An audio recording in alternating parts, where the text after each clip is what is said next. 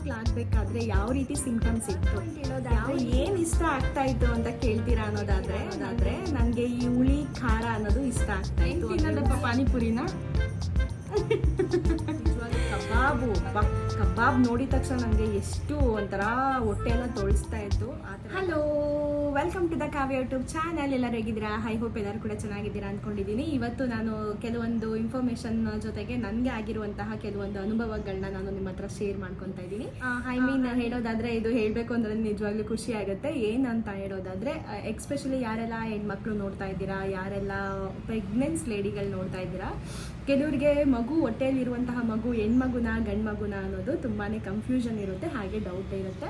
But ಇಲ್ಲಿ ಹೆಣ್ಮಗು ಗಂಡು ಮಗು ಅಂತ ಯಾವುದೇ ರೀತಿ ಪಾರ್ಶಾಲಿಟಿ ಇಲ್ಲ, ಎರಡೂ ಕೂಡ ಒಂದೇನೆ, ಯಾವುದಾದ್ರೂ ಕೂಡ ಖುಷಿನೇ. ಬಟ್ ಇಲ್ಲಿ ಆಗಿರುವಂತಹ ಕೆಲವೊಂದು ಅನುಭವಗಳು, ಐ ಮೀನ್ ಕೆಲವೊಂದು ಸೂಚನೆಗಳನ್ನು ನಾನು ನಿಮ್ಮ ಹತ್ರ ಶೇರ್ ಮಾಡ್ಕೊತಾ ಇದ್ದೀನಿ. ಮತ್ತು ಕೆಲವೊಂದು ಟೈಮ್ ಸ್ಮೆಲ್ ವಿಷಯಕ್ಕೆ ಅಂತ ಬಂದರೆ, ನನಗೆ ಈ ಕುಕ್ಕರ್ ಸ್ಮೆಲ್ಲು ಅಂದರೆ ವಿಜಿಲ್ ಹೊಡೆಯುತ್ತಲ್ಲ, ಆ ಸ್ಮೆಲ್ ಆಗ್ತಾ ಇರಲಿಲ್ಲ. ಹಾಗೆ ಮತ್ತು ನಾನ್ ವೆಜ್ ಅಂತೂ ನಿಜವಾಗ್ಲೂ ಆಗ್ತಿರ್ಲಿಲ್ಲ. ಮಟನ್ ಆಗಿರ್ಬೋದು, ಚಿಕನ್ ಆಗಿರ್ಬೋದು, ಗ್ರೇವಿ ಐಟಮ್ಸ್ ಆಗಿರ್ಬೋದು, ನಿಜವಾಗ್ಲೂ ಕಬಾಬ್ ನೋಡಿದ ತಕ್ಷಣ ನನಗೆ ಎಷ್ಟು ಒಂಥರ ಹೊಟ್ಟೆ ಎಲ್ಲ ತೊಳಸ್ತಾ ಇತ್ತು, ಆ ಥರ ಎಲ್ಲ ಆಗ್ತಾಯಿತ್ತು. ನನ್ನ ಕಬಾಬು ಕೂಡ ಇಷ್ಟ ಆಗ್ತಿರ್ಲಿಲ್ಲ. ಆ್ಯಕ್ಚುಲಿ ಕಬಾಬ್ನ ಫೇವ್ರೆಟ್ ಅಂತ ತಿಂತಾಯಿದ್ದೆ. ಬಟ್ ನಾನು ಪ್ರೆಗ್ನೆಂಟ್ ಆದಾಗ ಕಬಾಬ್ ನೋಡಿದ್ರೇ ಒಂಥರ ಸ್ಮೆಲ್ಲಿಗೆ ಏನೋ ತಿನ್ಬೇಕಂತ ಅನಿಸ್ತಾ ಇರಲಿಲ್ಲ, ಅಂದರೆ ಹೊಟ್ಟೆ ಎಲ್ಲ ತೊಳಸ್ತಾ ಇತ್ತು. ಏನಂತ ಹೇಳೋದಾದರೆ, ಫಸ್ಟಿಗೆ ಗಂಡ್ಮಕ್ಳಿಗೆ ಅಂದರೆ ಗಂಡ್ಮಕ್ಳಾಗಬೇಕಾದ್ರೆ ಯಾವ ರೀತಿ ಸಿಂಪ್ಟಮ್ಸ್ ಇತ್ತು, ಯಾವ ರೀತಿ ನಮ್ಮ ಬಾಡಿಲಿ ಏನೆಲ್ಲ ಚೇಂಜಸ್ಗಳಾಗ್ತಾ ಇತ್ತು, ಯಾವ ರೀತಿ ಏನೆಲ್ಲ ಸಿಚುವೇಶನ್ಗಳನ್ನ ನಾವು ಫೇಸ್ ಮಾಡ್ತಾ ಇದ್ವಿ ಅನ್ನೋದ್ರ ಬಗ್ಗೆ ಇವತ್ತು ನಾನು ಶೇರ್ ಮಾಡ್ತಾ ಇದ್ದೀನಿ. ಎನಿವೇ, ದಯವಿಟ್ಟು ಯಾರೆಲ್ಲ ಕಾವ್ಯ ಕನ್ನಡ ಲೋಕ್ ಚಾನಲ್ನ ಸಬ್ಸ್ಕ್ರೈಬ್ ಆಗಿಲ್ಲ, ದಯವಿಟ್ಟು ನನ್ನ ಚಾನಲ್ನ ಸಬ್ಸ್ಕ್ರೈಬ್ ಮಾಡ್ಕೊಳ್ಳಿ, ಸಪೋರ್ಟ್ ಮಾಡಿ ಅಂತ ಹೇಳ್ತಾ, ಯಾರೆಲ್ಲ ನನ್ನ ಚಾನಲ್ನ ವಾಚ್ ಮಾಡ್ದಲೇ, ಐ ಮೀನ್ ಸಬ್ಸ್ಕ್ರೈಬ್ ಮಾಡ್ಕೊಳ್ದಲೇ ನೋಡ್ತಾ ಇದ್ದೀರಾ, ದಯವಿಟ್ಟು Kavya vlogs with baby care YouTube ಚಾನಲ್ನ ಸಬ್ಸ್ಕ್ರೈಬ್ ಮಾಡ್ಕೊಳ್ಳಿ, ಲೈಕ್ ಮಾಡಿ, ಕಮೆಂಟ್ಸ್ ಮಾಡಿ, ಶೇರ್ ಮಾಡಿ ನಿಮ್ಮ ಫ್ಯಾಮಿಲಿ ಫ್ರೆಂಡ್ಸ್ಗೆ ಅಂತ ಹೇಳ್ತಾ, ವಿಡಿಯೋ ಸ್ಟಾರ್ಟ್ ಮಾಡೋಣ ಬನ್ನಿ. ನಾನು ಮಾತಾಡ್ತಾ ಇದ್ದೆ, ಎಕ್ಸ್ಪೆಷಲಿ ಈ ವಿಷಯ ಮಾತಾಡಬೇಕು ಅಂದ್ರೆ ನಿಜವಾಗ್ಲೂ ಒಂಥರ ಖುಷಿ ಆಗುತ್ತೆ ಅನ್ನೋದಕ್ಕಿಂತ ಹಳೇದನ್ನೆಲ್ಲ ಇನ್ನೊಂದ್ಸರಿ ನೆನ್ಪು ಮಾಡ್ಕೊಳ್ಳೋಕ್ಕೆ ಒಂಥರ ಖುಷಿ ಆಗುತ್ತೆ ಅಂತಲೇ ಹೇಳ್ಬೋದು.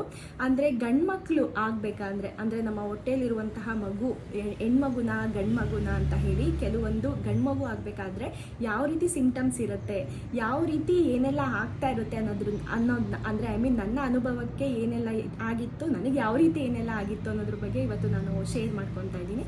ಸೊ ದಟ್ ಯಾರೆಲ್ಲ ವಾಚ್ ಮಾಡಿಲ್ಲ, ದಯವಿಟ್ಟು ವಾಚ್ ಮಾಡಿ ಅಂತ ಹೇಳ್ತಾ, ಫಸ್ಟ್ ಪಾಯಿಂಟ್ ಹೇಳೋದಾದ್ರೆ ವಾಮಿಟಿಂಗ್ ಅಂತಾನೆ ಹೇಳೋದು. ಅಂದರೆ ನಮಗೆ ಟೆನ್ಷನ್ನು ಮತ್ತು ಭಯ ಸ್ಟಾರ್ಟ್ ಆಗೋದೇ ವಾಮಿಟಿಂಗಿಂದ. ಏನಂತಂದರೆ, ನಮ್ಮ ಬಾಡಿಲಿ ಏನೇನೆಲ್ಲ ಚೇಂಜ್ ಆಗುತ್ತೆ ಅನ್ನೋದಾದರೆ, ಫಸ್ಟು ನಮಗೆ ಕಾಣಿಸ್ಕೊಳ್ಳೋದೆ ವಾಮಿಟಿಂಗ್ ಸೆನ್ಸೇಷನ್ ಅನ್ನೋದು ತುಂಬಾ ಕಾಣಿಸ್ಕೊಳ್ಳುತ್ತೆ. ಬಟ್ ನನಗೆ ಹೇಳ್ಬೇಕಂತ ಅಂದರೆ 4 ಮಂತ್ಸ್ವರೆಗೂ ಯಾವುದೇ ರೀತಿ ನನಗೆ ವಾಮಿಟ್ ಬರ್ತಾ ಇದೆ ಅನ್ನೋ ಥರ ಏನೂ ಫೀಲ್ ಆಗ್ತಿರ್ಲಿಲ್ಲ. 5-6 ಮಂತ್ ಆದರೂ ಕೂಡ ನನಗೆ ಯಾವುದೇ ರೀತಿ ಜಾಸ್ತಿ ವಾಮಿಟ್ ಮಾಡಬೇಕು ಅಂತಲೂ ಏನೂ ಫೀಲ್ ಆಗ್ತಾನೆ ಇರಲಿಲ್ಲ. ನಾನು ಆ್ಯಸ್ ಇಟ್ ಈಸ್ ಆಫೀಸ್ಗೂ ಕೂಡ ಹೋಗ್ತಾ ಇದೆ, ಮನೆಗೂ ಕೂಡ ಬರ್ತಾ ಇದೆ, ಚೆನ್ನಾಗಿ ಓಡಾಡ್ತಾ ಇದೆ. ಬಟ್ ವಾಮಿಟಿಂಗ್ ಅಂತ ಹೇಳೋದಾದರೆ, ಅರ್ಲಿ ಮಾರ್ನಿಂಗ್ ಸ್ವಲ್ಪ ಏನೋ ಒಂಥರ ವಾಮಿಟ್ ಆಗೋ ಥರ, ಬ್ರಷ್ ಮಾಡಬೇಕಾದ್ರೆ, ಆ ನಂತರ ಬಾಯಿ ಮುಕ್ಕಳಿಸ್ಬೇಕಾದ್ರೆ ಸ್ವಲ್ಪ ಆ ಥರ ಏನಾದರೂ ಆ ಟೈಮಲ್ಲಿ ಮಾತ್ರ ಸ್ವಲ್ಪ ನನಗೆ ವಾಮಿಟಿಂಗ್ ಮಾಡಬೇಕಂತ ಅನಿಸ್ತಾ ಇತ್ತು. ಬಿಟ್ಟರೆ ಖಂಡಿತವಾಗ್ಲೂ ಇನ್ನು ಯಾವುದೇ ರೀತಿ ಮಧ್ಯಾಹ್ನ ಆಗಿರ್ಬೋದು, ಸಂಜೆ ಆಗಿರ್ಬೋದು, ಊಟ ಆದಮೇಲೆ ಆಗಿರ್ಬೋದು, ಊಟದಿಂದ ಮುಂಚೆ ಆಗಿರ್ಬೋದು, ಖಂಡಿತವಾಗ್ಲೂ ಯಾವುದೇ ವಾಮಿಟಿಂಗ್ ಸೂಚನೆಗಳು ಕಾಣಿಸ್ತಿರ್ಲಿಲ್ಲ. ವಾಮಿಟಿಂಗ್ ಕಾಣಿಸುತ್ತೆ ಅಂದರೆ ಕೆಲವ್ರಿಗೆ, ಇವಾಗ ನನಗೆ ಯಾವ ರೀತಿ ವಾಮಿಟಿಂಗ್ ಕಾಣಿಸ್ತಲೇ ಸ್ವಲ್ಪ ಅಂದರೆ ಮಾರ್ನಿಂಗ್ ಮಾತ್ರ ನನಗೆ ಅರ್ಲಿ ಮಾರ್ನಿಂಗ್ ಎದ್ದಿದ ತಕ್ಷಣ ವಾಮಿಟಿಂಗ್ ಥರ ಸ್ವಲ್ಪ ಅನಿಸ್ತಾ ಇತ್ತು. ಅದೇ ಥರ ಎಲ್ಲರಿಗೂ ಆಗಬೇಕು ಅಂತ ಏನಿಲ್ಲ, ಕೆಲವ್ರಿಗೆ ತುಂಬ ಅಂದರೆ ತುಂಬ ವಾಮಿಟಿಂಗ್ ಇರುತ್ತೆ. ಮತ್ತು ಎಕ್ಸ್ಪೆಷಲಿ ಹೇಳ್ಬೇಕಂತಂದರೆ, ನಮ್ಮ ಕಸಿನ್ಗೆ, ಐ ಮೀನ್ ಅವಳಿಗೂ ಹೆಣ್ಮಗು, ಬಟ್ ಅವಳಿಗೆ ಜಾಸ್ತಿ ವಾಮಿಟಿಂಗ್ ಜಾಸ್ತಿ ಆಗ್ತಾ ಇತ್ತಂತೆ. ಸೊ ದಟ್ ನನಗೆ ವಾಮಿಟಿಂಗ್ ಅನ್ನೋದು ಅಷ್ಟೊಂದು ಇರಲಿಲ್ಲ. ಸೊ ಹೆಣ್ಮಕ್ಳಾದರೆ ಜಾಸ್ತಿ ವಾಮಿಟಿಂಗ್ ಆಗುತ್ತಾ, ಆಮೇಲೆ ಗಂಡು ಮಕ್ಕಳಿಗೆ ವಾಮಿಟಿಂಗ್ ಇರೋದಿಲ್ವ ಅಂತ ಏನಿಲ್ಲ. ಕೆಲವ್ರಿಗೆ ಸರಿ ವಾಮಿಟಿಂಗ್ ಸೆನ್ಸೇಷನ್ ಅನ್ನೋದು ಖಂಡಿತವಾಗ್ಲೂ ಆಗುತ್ತೆ, ಕೆಲವ್ರಿಗೆ ವಾಮಿಟಿಂಗ್ ಅನ್ನೋದು ಇರೋದಿಲ್ಲ ಅಂತ ಹೇಳ್ತಾ, ಇನ್ನು ಸೆಕೆಂಡ್ ಪಾಯಿಂಟ್ ಹೇಳೋದಾದರೆ, ಕೆಲವೊಂದು ಸ್ಮೆಲ್ ಅಂದರೆ ಆಗ್ತಾ ಇರೋದಿಲ್ಲ, ಹೌದಲ್ವಾ? ಕೆಲವು ಸ್ಮೆಲ್ ನೋಡಿದ ತಕ್ಷಣ ಏನಾಗುತ್ತೆ, ಯಪ್ಪ ಈ ಸ್ಮೆಲ್ಲ ಬೇಡ ಏನು ತಿನ್ನಬೇಕು ಅನ್ಸಿದ್ರು ಬೇಡ ಅಂತ ಅನಿಸಿರುತ್ತೆ. ಎಕ್ಸ್ಪೆಷಲಿ ಸೆಕೆಂಡ್ ಪಾಯಿಂಟಲ್ಲಿ ನಾನು ಸ್ಮೆಲ್ನ ತೊಗೊತೀನಿ. ಐ ಮೀನ್ ಯಾವ ವಾಸನೆ ನನಗೆ ಆಗ್ತಾ ಇರಲಿಲ್ಲ ಅಂತ ಹೇಳೋದಾದರೆ, ಈ ಕುಕ್ಕರ್ ವಿಜಿಲ್ ಹೊಡೆಯುತ್ತಲ್ಲ, ಅವಾಗ ಬರುತ್ತಲ್ಲ ಆ ಸ್ಮೆಲ್ಲು, ಅದಾಗ್ತಿರ್ಲಿಲ್ಲ. ಆ ನಂತರ ನೆಕ್ಸ್ಟು ಈ ಆಚೆಯಿಂದ ತೊಗೊಂಡು ಬಂದು ತಿಂತಾಯಿದ್ರು ಕಬಾಬ್ ಸ್ಮೆಲ್ಲು, ಅದು ಕೂಡ ಆ ಥರ ಆಗ್ತಾಯಿತ್ತು. ಸೀರಿಯಸ್ಲಿ ನನಗೆ ನಿಜವಾಗ್ಲೂ ಸ್ವಲ್ಪದು ಇಷ್ಟನೇ ಆಗ್ತಿರ್ಲಿಲ್ಲ. ಮತ್ತು ನಾನ್ ವೆಜ್ಜು ಅಷ್ಟೇ, ನಾನು ಎಷ್ಟು 7 ಮಂತ್ವರೆಗೂ ಕೂಡ ನಾನು ನಾನ್ ವೆಜ್ ಅಂದ್ರೆ ನನಗೆ ಇಷ್ಟ ಆಗ್ತಿರ್ಲಿಲ್ಲ. ನಾನ್ ವೆಜ್ ನೋಡಿದ್ರೆ ವಾಮಿಟ್ ಬರ್ತಾಯಿತ್ತು, ಅದೇನೋ ಗೊತ್ತಿಲ್ಲ, ನಾನು ನಾನ್ ವೆಜ್ಜೇ ಸೇರ್ತಾ ಇರಲಿಲ್ಲ ಆ್ಯಕ್ಚುಲಿ. ಮತ್ತು ಅದು ಸ್ಮೆಲ್ಲು ಕೂಡ ಆಗ್ತಾ ಇರಲಿಲ್ಲ, ಆ ಥರ ಎಲ್ಲ ಆಗ್ತಾಯಿತ್ತು. ಹಾಗೆ ಮತ್ತು ಕುಕ್ಕರ್ ಸ್ಮೆಲ್ಲು ಮತ್ತು ಈ ಒಗ್ಗರಣೆ ಹಾಕಬೇಕಾದ್ರೆ ಸ್ಮೆಲ್ ಬರುತ್ತಲ್ಲ, ಈ ಒಗ್ಗರಣೆ ಸ್ಮೆಲ್ಲು, ಅದು ಕೂಡ ನನಗೆ ಅಷ್ಟೆಲ್ಲ ಆಗ್ತಾ ಇರಲಿಲ್ಲ. ಈ ಥರ ಎಲ್ಲ ಸಣ್ಣ ಪುಟ್ಟ ಚಿಕ್ಕ ಥಿಂಗ್ಸ್ ನೋಡಿದಾಗೆಲ್ಲ ಬೇಡ ಬೇಡ ಅಂತ ಅನ್ಸೋದು. ಹಾಗೆ ಏನಾದರೂ ನಾನು ಆಸೆಯಿಂದ ತಿಂತಾ ಇದೆ ಅಂತ ಹೇಳೋದಾದರೆ ಅದು ಕೂಡ ತಿನ್ಬೇಕಂತಾನೆ ಅನಿಸ್ತಾ ಇರಲಿಲ್ಲ. ಈ ಬಸ್ರಿ ಟೈಮಲ್ಲಿ ಕೆಲವೊಂದು ಬಯಕೆಗಳಿರುತ್ತೆ, ಹಾಗೆ ಹೀಗೆ ಅಂತ ಹೇಳ್ತಾರೆ. ಖಂಡಿತವಾಗ್ಲೂ ನನಗೆ ಯಾವ ಬಯಕೆನೂ ಇರಲಿಲ್ಲ. ಎಲ್ಲಾದರೂ ಹೋಗಿ ಏನಾದರೂ ತಿನ್ಕೊಂಡು ಬರಬೇಕು ಅಂದರೂ ಕೂಡ ನನಗೇನು ತಿನ್ನಬೇಕು ಅಂತಲೇ ಅನಿಸ್ತಾ ಇರಲಿಲ್ಲ. ಮತ್ತು ನೆಕ್ಸ್ಟು ಥರ್ಡ್ ಪಾಯಿಂಟ್ ಹೇಳೋದಾದರೆ ಏನು ಇಷ್ಟ ಆಗ್ತಾಯಿತ್ತು ಅಂತ ಕೇಳ್ತೀರಾ ಅನ್ನೋದಾದರೆ, ನನಗೆ ಈ ಹುಳಿ ಖಾರ ಅನ್ನೋದು ಇಷ್ಟ ಆಗ್ತಾಯಿತ್ತು. ಅಂದರೆ ಹುಳಿ ಐಟಮಲ್ಲಿ ಹುಳಿ ಇರುವಂತಹ ಸಾಂಬಾರು, ಆನಂತರ ಹುಳಿ ಇರುವಂತಹ ತಿಂಡಿ ಟಿಫನ್ ಆಗಿರ್ಬೋದು, ಅದೆಲ್ಲ ತುಂಬ ಇಷ್ಟಪಟ್ಟು ತಿಂತಾ ಇದೆ. ಹಾಗೆ ಮತ್ತು ಖಾರನೂ ಅಷ್ಟಕ್ಕಷ್ಟೇ, ಬಟ್ ಖಾರ ತುಂಬ ಜಾಸ್ತಿ ಏನು ತಿಂತಾ ಇರಲಿಲ್ಲ. ಖಾರ ಜಾಸ್ತಿ ತಿನ್ನಲೂಬಾರ್ದು ಕೂಡ ಪ್ರೆಗ್ನೆಂಟ್ ಇದ್ದಾಗ. ಬಟ್ ತಿಂತಾ ಇದೆ ಇಲ್ಲ ಅಂತಲ್ಲ, ಬಟ್ ಮೀಡಿಯಮ್ ಆಗೇ ತಿಂತಾ ಇದೆ, ಜಾಸ್ತಿ ಏನು ತಿಂತಾ ಇರಲಿಲ್ಲ. ಮತ್ತು ಹುಳಿ ಅಂದರೆ ತುಂಬ ಇಷ್ಟ ಆಗ್ತಾ ಇತ್ತು. ನೆಕ್ಸ್ಟ್ ನಾವು 4th ಪಾಯಿಂಟ್ ಹೇಳೋದಾದ್ರೆ, ಬೇಬಿ ಯಾವ ತರ ಕಿಕ್ ಮಾಡ್ತಿತ್ತು, ಯಾವ ಮಂತಲ್ಲಿ ನನಗೆ ಕಿಕ್ಕಿಂಗ್ ಸ್ಟಾರ್ಟ್ ಆಯಿತು ಅಂತ ಹೇಳೋದಾದ್ರೆ, ನಿಜವಾಗ್ಲೂ ನನಗೆ ಹೊಟ್ಟೆ ಒಳಗಡೆ ಪಾಪು ಇದ್ದಾನೆ ಅಂತಲೇ ನನಗೆ ಅನಿಸ್ತಾ ಇರಲಿಲ್ಲ ಯಾವುದೇ ಕಾರಣಕ್ಕೂ. ಅವನು ನನಗೆ ಯಾವಾಗ ಕಿಕ್ ಅನ್ನೋದು ಗೊತ್ತಾಗ್ತಾ ಇತ್ತು ಅಂತ ಹೇಳೋದಾದ್ರೆ, ಊಟ ಮಾಡಿ ಮಲ್ಕೊಂಡಾಗ ಅವಾಗ ಸ್ವಲ್ಪ ಗೊತ್ತಾಗ್ತಾ ಇತ್ತು ಅದು. ಮತ್ತೆ ಕೆಲವೊಂದು ಟೈಮ್ ಏನಂತ ಅಂದರೆ, ಊಟ ಮಾಡಿ ಜಾಸ್ತಿ ನೀರು ಕುಡ್ದಿದ ತಕ್ಷಣನೂ ಕೂಡ ಗೊತ್ತಾಗುತ್ತೆ. ಹಾಗೆ ಇನ್ನೂ ಚೆನ್ನಾಗಿ ನಾವು ಅಬ್ಸರ್ವ್ ಮಾಡ್ತೀವಿ ಅಂತ ಹೇಳೋದಾದರೆ, ನೈಟ್ ಹೊತ್ತು ನಾವು ಮಲ್ಕೊಳ್ಬೇಕಾದ್ರೆ ಚೆನ್ನಾಗಿ ಅಬ್ಸರ್ವ್ ಮಾಡ್ಬೋದು. ನಾನು 7 ಮಂತಲ್ಲಿ ಅನ್ಕೊತೀನಿ, 7 ಮಂತಲ್ಲಿ ನನಗೆ ಸ್ವಲ್ಪ ಕಿಕ್ ಮಾಡೋದೆಲ್ಲ ಅವಾಗ ಸ್ಟಾರ್ಟ್ ಆಗ್ತಾ ಇತ್ತು. ಅವಾಗ ನಾನು ಐಡೆಂಟಿಫೈ ಮಾಡ್ತಾ ಇದ್ದೆ ಅಂತ ಅಂದ್ಕೊತೀನಿ. ಅವಾಗ ಚೆನ್ನಾಗಿ ಗೊತ್ತಾಗ್ತಾ ಇತ್ತು ನನಗೆ. ಅದರಲ್ಲೂ ನೈಟ್ ಟೈಮಲ್ಲಿ ಯಾವ ರೀತಿ ಕಿಕ್ ಮಾಡ್ತಿತ್ತು ಅಂತ ಹೇಳೋದಾದರೆ, ನಮಗೆ ಅಬ್ಸರ್ವ್ ಮಾಡಿದಾಗ ಮಾತ್ರ ಗೊತ್ತಾಗ್ತಾ ಇತ್ತು. ಅಷ್ಟು ಜಾಸ್ತಿ ಗೊತ್ತಾಗ್ತಾ ಇರಲಿಲ್ಲ. ಸ್ವಲ್ಪ ಅಬ್ಸರ್ವ್ ಮಾಡಿದಾಗ ಮಾತ್ರ ನನಗೆ 7 ಮಂತಲ್ಲಿ ಕಿಕ್ ಅನ್ನೋದು ಗೊತ್ತಾಗ್ತಾ ಇತ್ತು. ಬೇಬಿ ಕಿಕ್ ಯಾವ ಥರ ಇರುತ್ತೆ ಅನ್ನೋದು ಗೊತ್ತಾಗ್ತಾ ಇತ್ತು. ಅಬ್ಸರ್ವ್ ಮಾಡ್ದಲ್ಲೇ ಇದ್ದಾಗ ಖಂಡಿತವಾಗ್ಲೂ ಏನೂ ಗೊತ್ತಾಗ್ತಾ ಇರಲಿಲ್ಲ, ನಾರ್ಮಲ್ ಆಗೇ ಇದ್ದೆ. ಆಮೇಲೆ 8 ಮಂತ್ ಕಂಪ್ಲೀಟ್ ಆದಮೇಲೆ ಆಬ್ವಿಯಸ್ಲಿ ಊಟ ಮಾಡಿದ ತಕ್ಷಣ ಆಗಿರ್ಬೋದು, ಆನಂತರ ಎಲ್ಲಾದರೂ ಜೋರಾಗಿ ವಾಕ್ ಮಾಡಿದಾಗ ಆಗಿರ್ಬೋದು, ಅವಾಗೆಲ್ಲ ಆಬ್ವಿಯಸ್ಲಿ ಗೊತ್ತಾಗ್ತಾ ಇತ್ತು. ಎಸ್ ಗೈಸ್, ಹಾಗೆ ನೆಕ್ಸ್ಟ್ 5 ಪಾಯಿಂಟ್ ಅಂತ ಹೇಳೋದಾದರೆ, ಟ್ರಾವೆಲಿಂಗ್ ಅಂತ ಹೇಳೋದಾದರೆ, ಈ ಮಂತಲ್ಲಿ ನೀವು ಒಂದು 2 ಇಂದ ಹಿಡಿದು 4ವರೆಗೂ ಸ್ವಲ್ಪ ಟ್ರಾವೆಲಿಂಗ್ನ ಅವಾಯ್ಡ್ ಮಾಡಿ. ಮತ್ತು ನೆಕ್ಸ್ಟು 4 to 6ವರೆಗೂ ಫೈನ್, ಟ್ರಾವೆಲ್ ಆಚೆ ಓಡಾಡೋದಾಗಿರ್ಬೋದು, ಆ ಥರ ಎಲ್ಲ ಓಡಾಡ್ಬೋದು, ನೋ ಪ್ರಾಬ್ಲಮ್. ಬಟ್ ಆಮೇಲೆ ನಂತರ 8 to 9 ಮಂತ್ಗೆ ಬಂದಾಗ ಸ್ವಲ್ಪ ಜಾಸ್ತಿ ಹುಷಾರಾಗಿರೋದಕ್ಕೆ ಟ್ರೈ ಮಾಡಿ ಅಂತ ಹೇಳೋಕ್ಕೆ ಇಷ್ಟಪಡ್ತೀನಿ. ಬಟ್ ಟ್ರಾವೆಲಿಂಗ್ ಅಂತೂ ಲಾಂಗ್ ಟ್ರಾವೆಲ್ ಖಂಡಿತವಾಗ್ಲೂ ಬೇಡವೇ ಬೇಡ.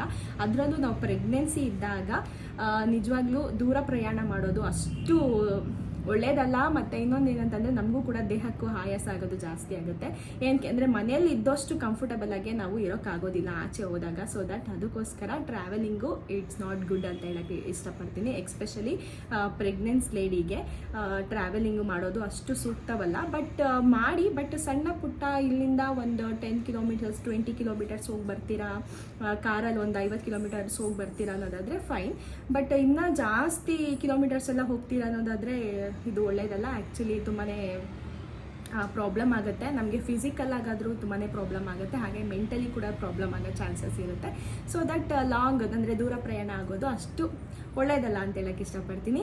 ಹಾಗೆ ನೆಕ್ಸ್ಟು 6th ಪಾಯಿಂಟ್ ಅಂತ ಹೇಳೋದಾದರೆ ಬಂದರೆ, ಏನು ತಿನ್ನಬೇಕು ಏನು ತಿನ್ನಬಾರ್ದು ಅಂತ ಅನಿಸ್ತಾ ಇತ್ತು ನಮಗೆ ಅಂತ ಹೇಳೋದಾದರೆ, ನಾನು ಆವಾಗಲೇ ಹೇಳ್ದಾಗೆ ನನಗೆ ಏನಾದರೂ ತಿನ್ನಬೇಕು ಅಂತ ಅಂದಾಗ ಖಂಡಿತವಾಗ್ಲೂ ಅದನ್ನು ಹೋಗಿ ತಿಂದರೆ ನನಗೆ ಸಮಾಧಾನ ಆಗ್ತಾಯಿತ್ತು.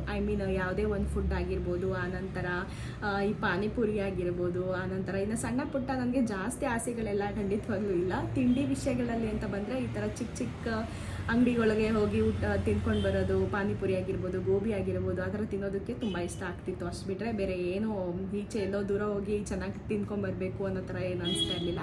ಬಟ್ ಆದರೂ ಕೂಡ ನಮ್ಮ ಮನೆಯಲ್ಲಿ ಪಾನಿಪುರಿ ತಿನ್ನೋಕ್ಕೂ ಕೂಡ ತುಂಬಾ ಅವಾಯ್ಡ್ ಮಾಡ್ತಾಯಿದ್ರು. ಏನಕ್ಕೆ ಅಂತಂದರೆ ಅದು ತುಂಬಾ ಮಸಾಲೆ ಇರುತ್ತಲ್ವ, ಸೊ ದಟ್ ಏನಾದರೂ ಆಗ್ಬಿಡುತ್ತೋ ಅನ್ನೋ ಭಯಕ್ಕೆ ಮಸಾಲೆ ಐಟಮು ಕೂಡ ಜಾಸ್ತಿ ತಿನ್ನೋಕ್ಕೆ ಆಗೋದಿಲ್ಲ, ಕೂಡ ತಿನ್ನಬಾರ್ದು ಪ್ರೆಗ್ನೆನ್ಸಿ ಇದ್ದಾಗ. ಪಾನಿ ಎಲ್ಲ ಯಾವ ವಾಟರಲ್ಲೆಲ್ಲ ಮಾಡಿರ್ತಾರೆ, ಕೆಲವೊಂದು ಸರಿ ಇನ್ಫೆಕ್ಷನ್ ಆಗುವಂತಹ ಚಾನ್ಸಸ್ ಇರುತ್ತೆ. ಸೊ ದಟ್ ಪಾನಿಪುರಿ ಎಲ್ಲ ತಿನ್ನೋದು ಬೇಡ ಅಂತ ಹೇಳಿದರು. ಸೊ ದಟ್ ನಮ್ಮ ಮನೇಲಿ, ಹಾಗಾಗಿ ನಾನು ಕೂಡ ಪಾನಿಪುರಿ ಎಲ್ಲ ತುಂಬಾ ಅವಾಯ್ಡ್ ಮಾಡಿದ್ದೀನಿ ಆ ಟೈಮಲ್ಲಿ. ತುಂಬ ಸರಿ ತಿನ್ನಬೇಕು ಅಂತ ಅನಿಸಿದ್ರು ಕೂಡ ತಿನ್ನೋಕ್ಕೆ ಆಗಿರಲಿಲ್ಲ. ತುಂಬ ಸರಿ ಆಗಿಲ್ಲ. ಹಾಯ್ ಮಾಡಪ್ಪ, ಏನದಪ್ಪ ಪಾನಿಪುರಿನ.